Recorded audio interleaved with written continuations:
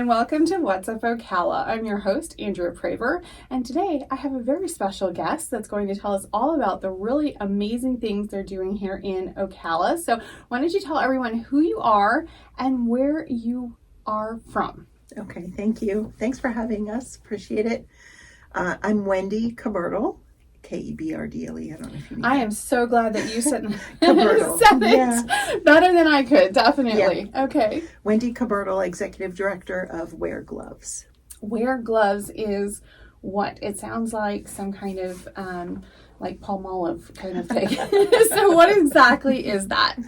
So Wear Gloves is a nonprofit. We're located here in Ocala. It is a strange name, and we realize that. It is based on a scripture verse from Matthew 9:37.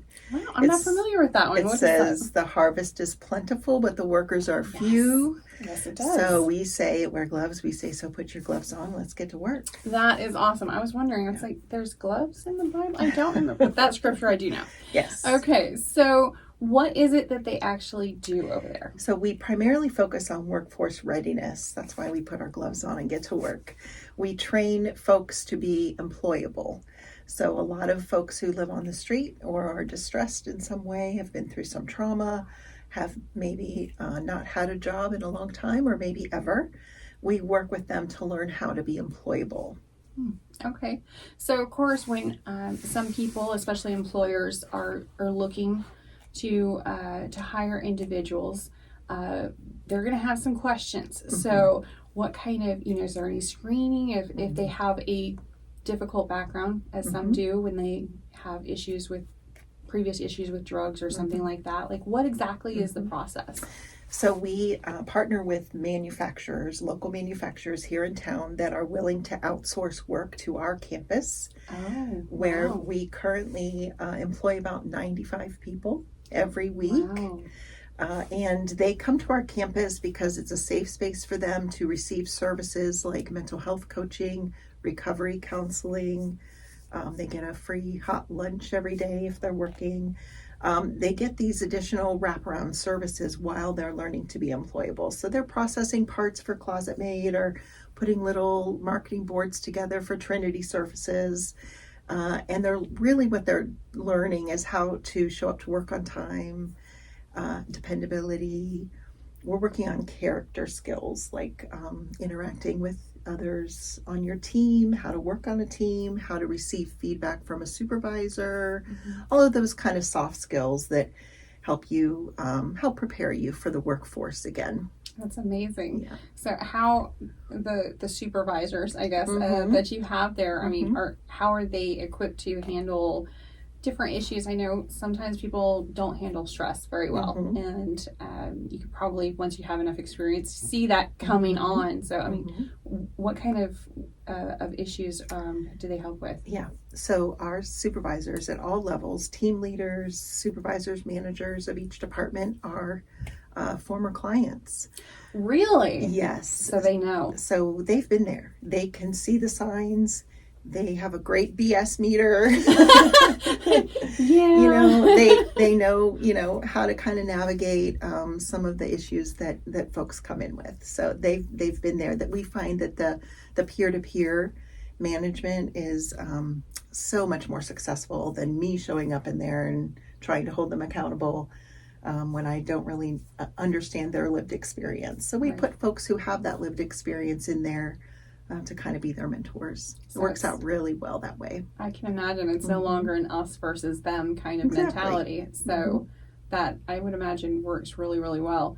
So what happens once they, let's say, graduate from your program and go off into the workforce? And what kind of success stories do you see coming, or what kind of success rate do you have?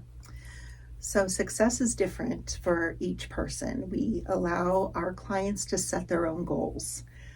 Maybe they come in and they just need help for a month while their new job that they're waiting for happens, and they just need help keeping the lights on or whatever. Others come in with long-term mental health issues, and maybe they've been imprisoned for a very long time. So we know that some of our clients will move through Wear Gloves campus in 2 weeks, and we won't see them again, and they'll be off doing their thing and raising their family and being providers. And we know that other clients will be with us for a long time just because they have such dramatic obstacles to overcome. They come in carrying such heavy things and heavy trauma that we know that it's going to take a while to get them through that, and that's okay. So each of our clients set their own goals and their own, we celebrate every milestone, and everyone's different. Wow, that's amazing. So what's your favorite part of the whole program? We have a family meeting every Friday at noon, and it's all of our clients come together, morning shift, afternoon shift. Our clients that are out on our park cruise, they come in.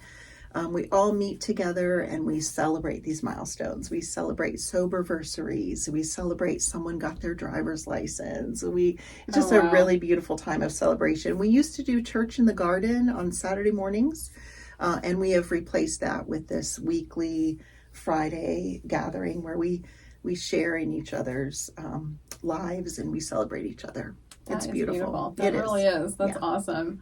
So what about in the day-to-day? I mean, of course, I've heard, once somebody has gone to prison, for example, and, they've been rehabilitated or at least done their time for their crime or whatever, it's hard, especially if they've been in there a long time, to reacclimate, and at times they even want to go back in because it's just so overwhelming. So, I mean, what about the safety aspect or something? Somebody's seen something like that, or what are you seeing if they just snap and they're ready? I mean, how do you handle that? That would be so difficult for me. Yeah, it seems like putting 95 folks together who all have trauma. Yeah, it seems like a little scary environment. It just, on paper, it sounds that way, but it's really not. We've never had to fire someone. We've never had to ask someone to leave. We've never trespassed anyone. It is really a beautiful community. They really support each other. They know where they have all been, and they can relate to each other. And it is a beautiful community of support and love. It's amazing. It's really miraculous to see that many people can work together day to day. And we've never had a fight. We've never had, that's phenomenal. It's a God thing, and it's beautiful. So you are expanding. We are. Okay, tell us a little bit about that. We're expanding in a couple of ways. So right now, our workforce readiness training program is producing part-time minimum wage laborers, right? So this is what they're qualified to do once they leave Wear Gloves. We are building another Dignity Center on our main campus that will house some apprenticeship programs. So we're really excited. We're going to be partnering with some local businesses, plumbers, electricians, carpenters, and we're going to be producing some skilled laborers. Oh, wow. So we have folks who really want to learn how to be a plumber. And we have a need in our community for plumbers. We absolutely do. Yes. So we are looking forward to implementing some apprenticeship programs where some of our clients can really learn some skills and really learn how to become providers for their family in a bigger way. That's fantastic. Yeah. And another thing that we're doing is we just acquired the Dignity House Shelter. This is what I heard about. Of Very course, exciting. Any kind of real estate things. I'm like, oh, really? What are we doing? So, So what is going on with that? So it is a 60-bed shelter. The Marion County Board of County Commissioners and HUD got together and provided Wear Gloves with a grant to purchase this building and renovate this space. So it needs a lot of work. I imagine so. Yes. We're actually having an open house on October 12th from 1 to 3. So perfect timing to do the show and talk about that. Yes. So great. So this is a pre-construction open house. So we want people to come in and see the before. Oh, wow. Yeah. That's bold. So this is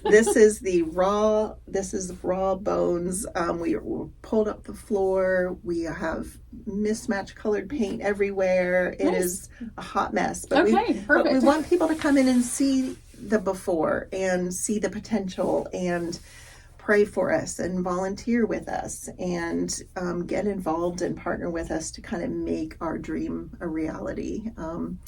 The big dream is that we will be able to provide housing for. We have noticed that our clients that are housed make greater strides. They reach their goals quickly and much faster. They're much more capable when they show up to work. They're rested and they're not worried about where they're going to put their head that night. And our clients who are unhoused just have greater hurdles to accomplish, much more stress, exactly. And it's really difficult for them to achieve their goals and dreams the way someone who's housed. So this will work in concert with our clients that are unhoused to really help them kind of move forward. I have noticed, because of course we do property management and, I've been doing it for almost 20 years. Mm-hmm. And so I'd like to say I've seen everything, but then something new comes along. But one thing I have seen is the trap.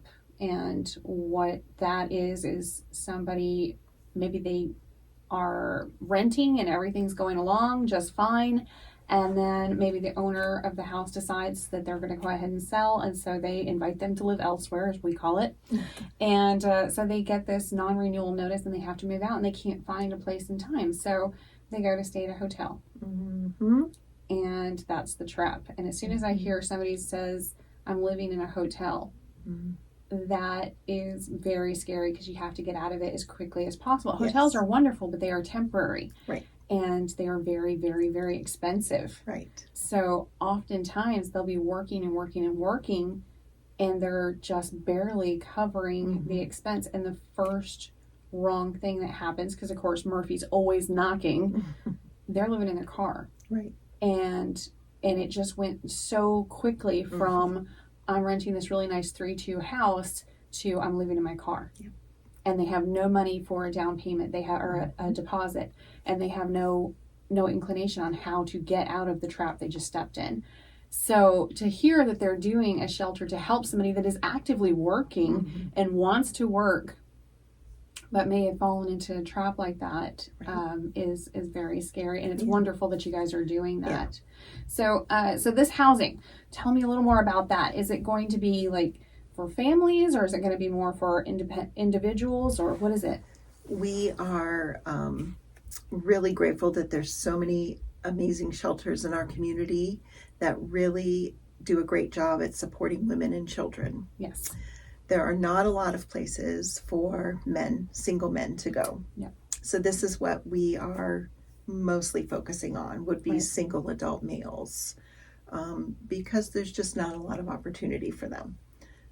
Yeah, that is definitely the case. Yeah. Women and children, you think, well, maybe it was domestic violence or something like that. No, sometimes they just need a shelter. Right. And what happens with the spouse? Right, because exactly. he can't stay there, obviously. Right. So, yeah, very interesting that you'll have something for that so he can just focus on working and getting his family back to where it needs to be. So I can see where that would definitely fill a need kind of a hole that we're trying to fill a little bit with this. Yeah. Okay, so that's wonderful. What do you need from the community? Weargloves.org. There's a tab there called Get Involved. Oh, wonderful. And we have a lot of ways to get involved. Donating to our general store, becoming a Dignity partner, volunteering. Lots of opportunities are listed there on the website. So what is the community store? What is the that? General store? Yes. We have on our main campus. So our clients are learning to be providers again, or maybe they haven't done that before and they're just trying to figure that out. So one of the things that we provide for them is financial wellness training. And part of that is a general store. So we get donations of items that you cannot buy with food stamps, like anything for cleaning your home, anything for cleaning your body, paper towels, toilet paper, Tylenol, Band-Aids. There's a lot of things you cannot buy with your EBT stamps. So those are the things that we stock in the general store, and we sell them to our clients for pennies on the dollar. just getting them used to budgeting their paycheck and learning how to kind of provide for themselves again. I think some people wouldn't understand that concept quite as much, but if you've had kids and they start to move on to going and living their lives, and that's the stage my kids are at, and what I always tell them is, okay, well, you can go and do your own rules in your own home, but just remember, you're going to have to buy your own toilet paper. That's right. Because they just don't. It's so small. Mm-hmm. But that really changes their outlook as far as you're going to have to provide for your own needs. You're going to have to stand on your own 2 feet. And so far, they've not really wanted to do that, but they're getting there. They're definitely getting there. We all have to learn that at some point. Yes. Buying your own toilet paper is absolutely something that I think as responsible adults and productive members of society, one of the things you have to learn. So that's fantastic that you've seen that and yes, want to help with that. So what about this October 12th event? Yes. Is everybody invited? Everybody's invited. Awesome. We want everyone to come and walk through it and kind of catch the vision and see how they can partner with us. Even bring your family on a weekend to volunteer, to plant flowers, or whatever the thing might be. Come and catch the vision and be inspired. That's awesome. Okay, so when is it? Where is it? What do we need to October know? 12th from 1 to 3 p.m. and it's at the shelter. It's 2001 Southwest 3rd Avenue. Okay, wonderful. It's kind of behind Latinos y Mas. Oh, kind of okay, down yes. in there on Yep. South All Pine. right. Yep. Perfect. Yeah. Oh, it's very centrally located Yes. then. Awesome. Okay. Well, hopefully everybody will be able to get out there on October 12th and check out what is changing and what is going to be coming into our area, and hopefully with those skilled laborers as well. That's really going to help our community as We're well. really so excited that about is that. very exciting. Yeah. So, all right. Well, thank you so much Thanks for for coming having in me, today. Andrea. I This was love fun. this, and I love what you guys are doing over there, and I really hope that some of our listeners will be able to help out. Thank you. Appreciate it. Easy. Okay. Okay. Easy peasy. Only one little. Oh, yeah. Okay, if there's only one, I'll get about 5 minutes in, and then they'll be like, can we just start over? We can start over.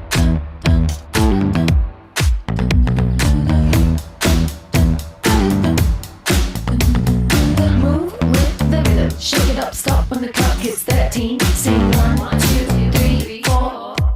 Cause no one can do it like we do it, like we do it, like we do it. Cause no one can do it like we do it, like we do it, like we do it. Cause no one can do it like we do it, like we do it, like we do it. Cause no one can do it like we do it, like we do it, like we do it.